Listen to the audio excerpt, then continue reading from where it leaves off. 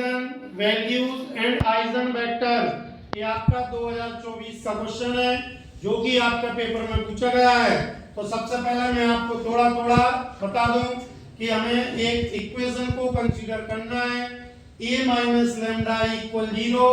तो आप a minus lambda कैसे सॉल्व करोगे? ये जो डायगोनल है इनमें से आप लैम्डा को माइनस कर दीजिए तो आपका a माइनस लैम्डा इक्वेशन बन जाएगी। अब इसको सॉल्व करने के लिए दो मेथड है, या तो आप इसको मैनुअल सॉल्व करो डिटरमिनेंट को, लेकिन उसमें आपकी गलती हो सकती है, माइनस प्लस की कोई मिस्टेक हो सकती है। तो इसे सॉल्व करने के लिए हमने एक इक्वेशन को कंसीडर किया। वो इक्वेशन आपको याद होना चाहिए, lambda Q minus P lambda square plus Q lambda minus mode में इक्वल 0। इसी को इक्वेशन नंबर 1 नाम देंगे। अब हमें p की वैल्यू चाहिए, q की वैल्यू चाहिए, मोड a की वैल्यू चाहिए। तो p का फॉर्मूला होगा sum of diagonals of matrix A। ये जो मैट्रिक्स है उसके डायगोनलों का सम। फिर इसके डायगोनल क्या है? 8 7 और 3 ऐड किया तो 18 हो गया।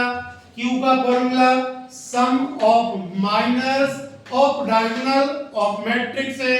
ये जो मैट्रिक्स है इसके डायगोनल है जो उनका माइनरों का सम। तो हमने यहाँ पर 3 डिटरमिनेंट बनाए। अब 8 वाले का किया तो रो एंड कॉलम को क्लोज किया, ये चारों को लिख दिए। फिर 7 वाले को फिर 3 वाले को सॉल्व कर दिया तो q की वैल्यू 45। अब हमें मोड a निकालना है। मोड a निकालने के लिए एक रो या एक कॉलम को हम सॉल्व कर देंगे। तो हमने पहली वाली रो को सॉल्व किया तो 0 आ गया। अब put this value equation number first, हम फर्स्ट में पुट कर रहे तो लैम्डा क्यू माइनस p की वैल्यू 18 थी तो 18 लैम्डा स्क्वायर, q की वैल्यू 45 लैम्डा और मोड a की वैल्यू 0। तो 0 को हटा दिया तो आपकी इक्वेशन। ज्यादातर बच्चों की यहाँ मिस्टेक होती है इसलिए ध्यान से। अब इसमें कई बच्चे क्या करेंगे, hit and trial method use करेंगे, जिसमें hit and trial method use ही नहीं हो रही है। आपको केवल डायरेक्ट लैम्डा कॉमन ले लेना है। तो यहाँ बचा लैम्डा स्क्वायर 18 लैम्डा a 45। इसका कंपेयर इसके साथ किए तो लैम्डा की वैल्यू 0। एक क्वाड्रेटिक इक्वेशन बना। क्वाड्रेटिक इक्वेशन को सॉल्व करने की दो मेथड है, एक फैक्टराइज मेथड, एक फॉर्मूला मेथड। हमने फैक्टराइज मेथड से सॉल्व किया तो लैम्डा की जो वैल्यू आ गई, इन्हीं को हम रूट्स भी कहते हैं। और हमारे मैथमेटिक्स में जो हमें फाइंड करना था आइजन वैल्यू, तो हमारे आइजन वैल्यू 0 15 और 3। अभी मैंने आपको क्या बताया था कि जितने भी आइजन वैल्यूज निकलते हैं उतने ही आइजन वेक्टर भी निकलते हैं। तो हम अब आपका ये फॉर्मूला है, यहाँ पर क्या था बेटा डिटरमिनेंट में, और यहाँ पर मैट्रिक्स में a minus lambda x equal 0। तो a माइनस लैम्डा x की वैल्यू x1 x2 x3 और आपका 0। हम केस 1 लैम्डा की जगह 0 को पुट कर रहे हैं, सॉल्व किया। अब इनका मल्टीप्लाई हमेशा रो का कॉलम में होता है, एक डिजिट का एक डिजिट में होता है। तो यहाँ पर देखिए इसका इसमें किया, इसका इसमें, इसका इसमें, ऐसी इक्वेशन नंबर 2 3 और 4। यहाँ पर आपको मेन बात समझना है। देखिए बेटा हमें इक्वेशन 2 और 3 को या 3 एंड 4 को 2 एंड 4 को सॉल्व करना है। अगर मान लीजिए हमें ऐसी कंडीशन देखना है, अगर तीनों वैल्यू 0 आ रही होंगी तो हमें कंडीशन चेंज कर देना है।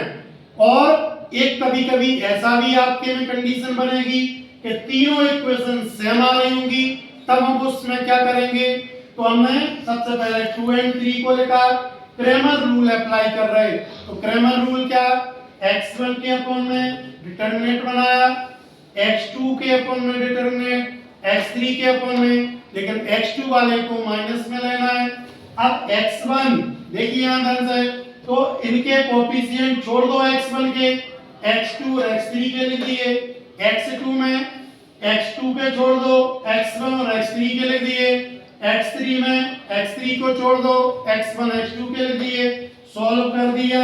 ये हमारे x1 x2 और x3 के अपॉन में जो नंबर होते हैं उन्हीं को हम आइजन वेक्टर्स कहते हैं। लेकिन आपको लिखना कैसे एग्जाम में कि लैम्डा इक्वल 0 एक केस बनता, हमने eigen vector x1 x2 x3 माने थे, इनकी वैल्यू ये लिख ली।